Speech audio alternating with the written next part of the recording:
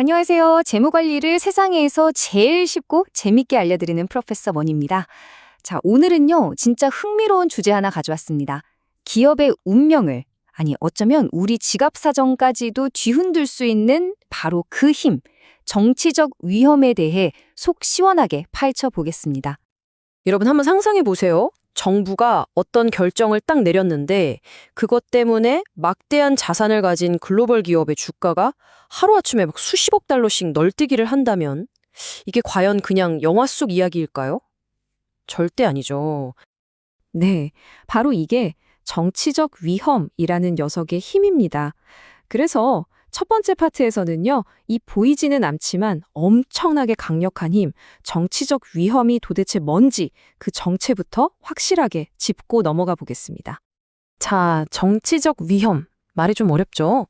쉽게 말해서 정치적인 어떤 사건 때문에 기업이 갑자기 손해를 볼 수 있는 가능성, 바로 그걸 말하는 거예요.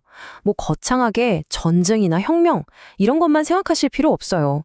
당장 세금이 바뀌거나 새로운 규제가 생기는 것, 이런 것들 전부가 기업에겐 엄청난 위험이 될 수 있거든요. 교수님, 그럼 저희가 보는 교과서에는 이 정치적 위험을 뭐라고 딱 정의해놨나요? 오, 아주 좋은 질문이에요. 자, 여기 교재 내용을 보면 정치적 행동에서 비롯되어 가치 변동이다 라고 되어 있죠. 말이 좀 딱딱하긴 한데 핵심은 딱 하나입니다. 예상치 못했던 정치적인 어떤 일이 기업의 가치를 막 흔들어 버리는 것. 바로 그거예요. 간단하죠? 보통 정치적 위험이라고 하면 다들 해외에서 사업할 때나 걱정하는 거 아니야? 라고 생각하기 쉬운데요. 천만의 말씀입니다. 사실은 우리 바로 옆 국내에서 일어나는 정치적 변화가 훨씬 더 무서운 영향을 줄 때도 있어요.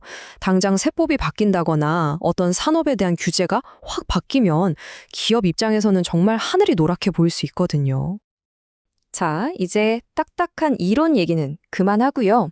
이 정치적 위험이라는 게 실제 현실에서 얼마나 무서운 힘을 가지고 있는지 아주 유명한 실제 사례 두 가지를 보면서 한번 제대로 느껴보시죠. 첫 번째 사례, 바로 전 세계를 떠들썩하게 했던 영국의 브렉시트입니다. 2016년이었죠. 영국이 국민투표를 통해서 우리 유럽연합 나갈래! 하고 선언한 바로 그 순간 전 세계 금융시장은 말 그대로 패닉에 빠졌습니다. 정말 엄청난 충격이었죠. 와, 마이너스 11%요? 아니, 그냥 투표 결과 하나 나왔을 뿐인데, 나라 돈 가치가 하루아침에 11%나 폭락했다고요? 진짜 믿기지가 않네요. 네, 맞아요. 당시 파운드화 가치가 달러 대비 1985년 이후 최저치까지 떨어졌으니까요. 정말 어마어마했죠. 바로 이게 정치적 결정 하나가 경제 전체를 어떻게 뒤흔드는지 보여주는 아주 생생한 예라고 할 수 있습니다. 자, 이번엔 바다 건너 미국으로 한번 가볼까요? 2017년에 있었던 일입니다. 당시 미국 정부가 세법을 아주 대대적으로 뜯어고쳤는데요. 이 결정 하나가 전 세계 기업들의 돈의 흐름을 완전히 바꿔버렸습니다. 자, 이 그림을 한번 보세요. 정말 재밌습니다. 법이 바뀌기 전에는요, 미국 법인세가 무려 35%나 됐어요. 너무 높죠? 그러니까 애플 같은 글로벌 기업들이 해외에서 번 돈을 굳이 미국으로 가져올 이유가 없었던 거예요. 그냥 세금 싼 다른 나라에 차곡차곡 쌓아두는 거죠.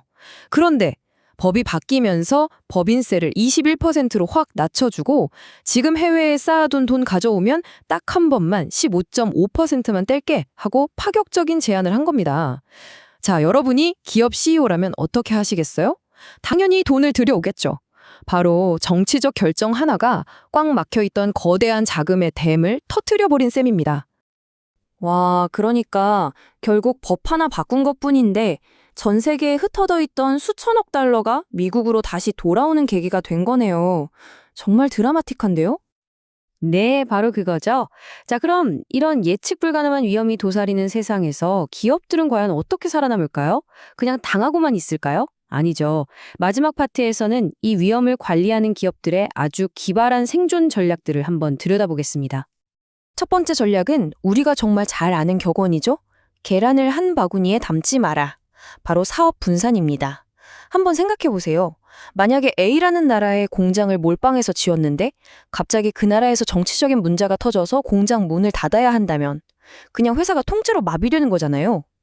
그런데 부품은 A나라에서, 조립은 B나라에서, 판매는 C나라에서 하는 식으로 나눠 놓으면 A나라에 문제가 생겨도 다른 곳에서 어떻게든 버텨볼 수 있겠죠?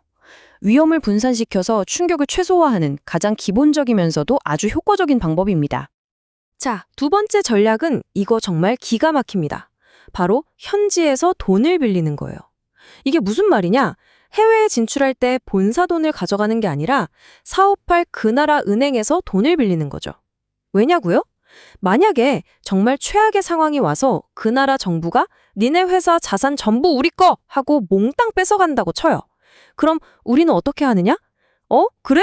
그럼 우리도 니네 은행에서 빌린 돈 못 갚겠다 하고 배째라 할 수 있는 카드가 생기는 겁니다. 손실을 우리 혼자 다 떠안는 게 아니라 그 나라 은행, 즉 현지 채권자에게 슬쩍 따넘기는 효과가 있는 거죠. 정말 영리하지 않나요?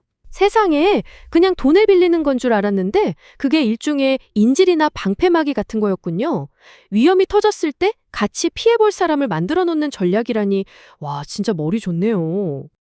네, 맞아요. 오늘 우리가 살펴본 것처럼 이 정치적 위험이라는 건 그냥 교과서에나 나오는 뜬구름 잡는 이야기가 아닙니다. 기업에게는 생존이 걸린 아주 현실적이고 강력한 문제죠. 중요한 건 뭐다?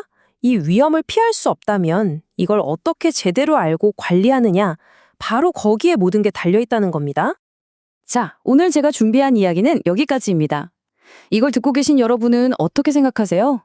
과연 이 정치적 위험이라는 건 어떻게든 피해야만 하는 무서운 암초일까요? 아니면 오히려 그 흐름을 잘 읽어서 올라타야 할 거대한 파도일까요? 한번 곰곰이 생각해 보시면 좋겠습니다. 그럼 저는 다음에 더 재밌는 재무관리 이야기로 돌아오겠습니다.